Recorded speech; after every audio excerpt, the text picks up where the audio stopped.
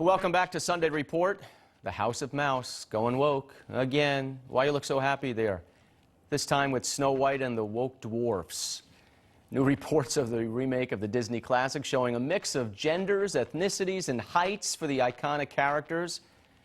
We're joined by Project 21 member and political activist Whitley Yates, Florida businessman and lawyer Ford O'Connell, and our special guest here in studio, John Burnett. So I don't even know where to start with this. I mean, I grew up watching Disney, as I think most of us did, and it is what it is, right? You had 7 little characters next to Snow White, and now only one apparently will be still a dwarf, and the other 6 will be like, I don't know, trying out for the NBA and doing all other things. They'll all be different sizes. So, Whitney, is this just the continuation of wokeness and craziness at places like Disney? They just got to feel like they got to be up to speed in the times? Absolutely. They're rewriting their own stories and narratives to fit some woke ideology. And it's really sad because these are, once again, the stories that we grew up on. And it doesn't discriminate against anyone. It's fairy tales. The fairy tales don't have to be politically correct. And I think that it's crazy that Disney is consistently subscribing to this and indoctrinating it into our children. Well, you know who it does discriminate against, Ford? Smaller sized actors, because now 6 of them are out of a job.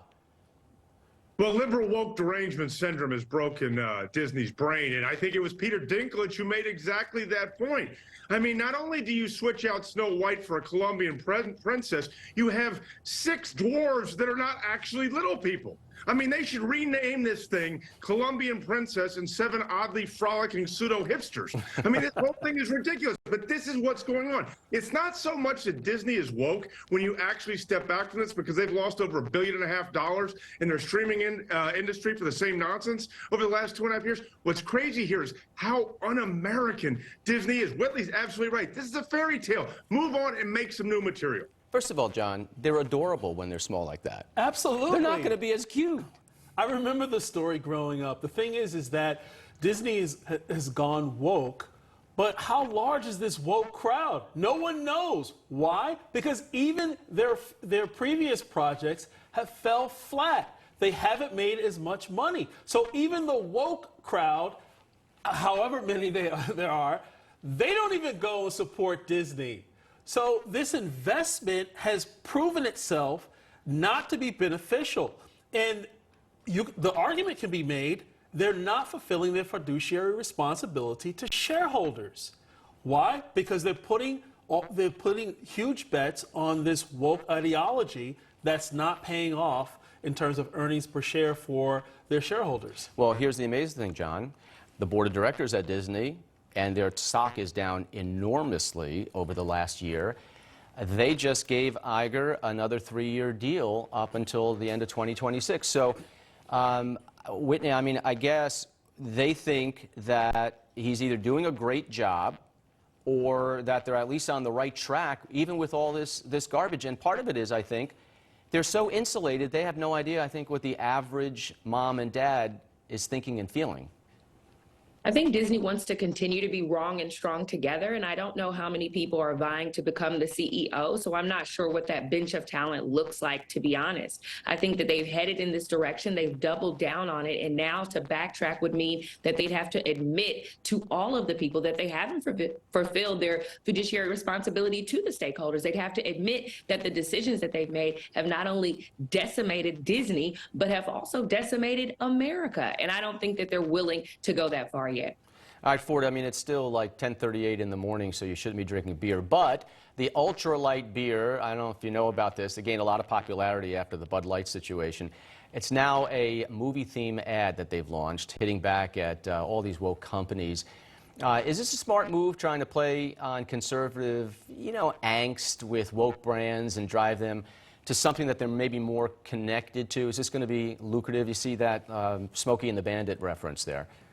Well, I do love Smokey and the Bandit and Sheriff Buford T. Justice. That said, look, I tip my hat to ultra-right beer for basically capitalizing on Bud Light's stupidity and finding what I would say a conservative sort of marketplace niche.